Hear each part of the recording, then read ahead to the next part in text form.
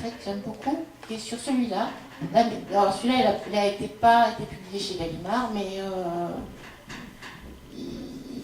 c'est un travail sur, un travail sur la recherche du gouffre, l'abîme, si vous avez lu Mur à la fin.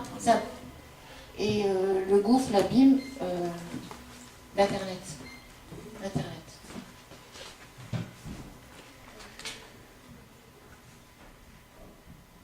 Très tôt, j'avais fait le deuil de mon père. Mais je n'avais pas fait le deuil de qui pourrait lui ressembler. Parce que c'est un auteur qui établit une correspondance un peu chaotique et déchaînée avec un journaliste qu'elle ne voit jamais. Donc c'est une correspondance par mail. Donc c'est l'analyse de l'écriture numérique par juste l'écriture de l'envoyer-recevoir. Vous savez, la boîte mail. Je n'avais pas fait le deuil de qui pourrait lui ressembler. Je ne pouvais pas le prévoir.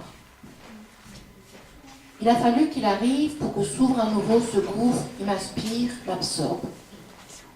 J'avais naïvement cru qu'il pouvait se refermer. Que j'y jette des fleurs, des jardins, des enfants, que j'y balance de l'essence, des avions, des trains, de la vitesse des kilomètres, que j'y perds des mois, des années, des journées brûlées, des nuits blanches, l'abîme demeure immense et sans fond. Et je crois que je préfère y voir le bleu de ses yeux que le noir des miens. Le plus difficile, je l'ai dit, ce n'est pas les disputes, ni la scie des mails. Le plus difficile demeurait ses disparitions. Parce qu'on correspondait, il disparaissait au bout du mail, juste au bout du mail, je ne le voyais jamais.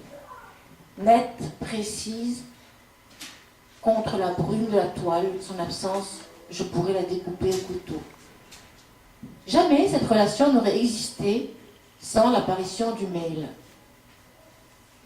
Chaque nouvelle technologie apporte à l'homme son lot de satisfaction, de frustration.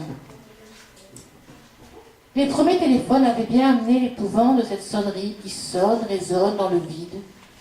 L'inquiétude, solitude du tu. Silencieux peut-être, Internet, oui, reste en permanence béant sur un vide immense et infini. Plaie ouverte sur tous les possibles et impossibles de l'homme. Et l'artiste a toujours le don, bien malgré lui, d'exagérer ou d'agrandir la faille déjà existante. C'est bien d'ailleurs son seul et sale rôle, sublimer les anfractuosités du monde. Se connecter à Internet, c'est se connecter à son propre gouffre, son propre infini. Qui ose s'estimer lisse sans aucune fêlure? Pour remplir ses gouffres, l'homme se déclare prêt à tout. Des chevaux qui perdent, des roues qui tournent, des whisky tard, du poker à l'aube. Chaque boîte de réception ressemble mail par mail à son propriétaire. Et sur le net se trouve de quoi combler toutes les failles. Dans le gouffre, tout peut chuter. Des rubis, des Ducati, des choux à la crème, des vendredis 13, des agios, des crises de nerfs et de larmes.